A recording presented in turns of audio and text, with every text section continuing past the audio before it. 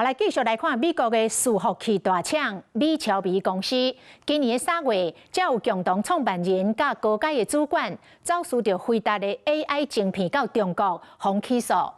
台灣的海巡署在查緝着毒品走私的時陣，竟然嘛發現有台灣籍的嫌犯透過空殼公司購買着50台美超微的伺服器，企圖要運送到中國、香港甲澳門。但是這3個嫌犯並無科技業的背景，而且只有高中的學歷，是不是有幕後的主使者？檢察官繼續來追查。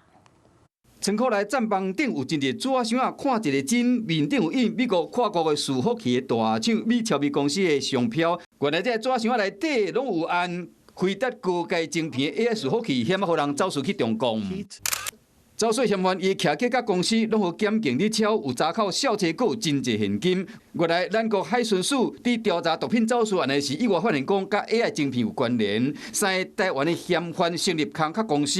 買50台有鬥輝達晶片的美超微 AI 伺服器，一台1400萬，總共7億，先申報出口到日本、印尼等，再閣轉運入中國。AI 晶片及伺服器具高度戰略性及敏感性。不法出口恐衍生國安及科技管制風險。美國早就明令禁止高階晶片賣予中國，不過美國超微公司今年3月才發生敢若是走私案，東南亞工廠的員工依着吹風機加熱換打原廠的標籤甲序號。美超微共同創辦人廖一賢甲台灣區業務經理張瑞聰等人攏被美方起訴，指控因透過東南亞公司落單運到台灣了，非法入去中國。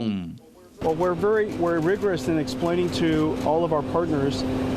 all of the world's laws and regulations, and we insist that they're compliant with laws and regulations. 伊到黃寧芬來台灣的時，嘛捌講到這件代志。即擺台灣被調查出有嫌犯走私輝達的晶片，不過互人想無的是，這3個人學歷無懸，嘛無科技背景，是安怎會當買這濟 AI 的伺服器？美國已經透過外交管道將相關的資料交予台灣的檢方來偵辦。台美聯手就是要找出幕後的藏鏡人。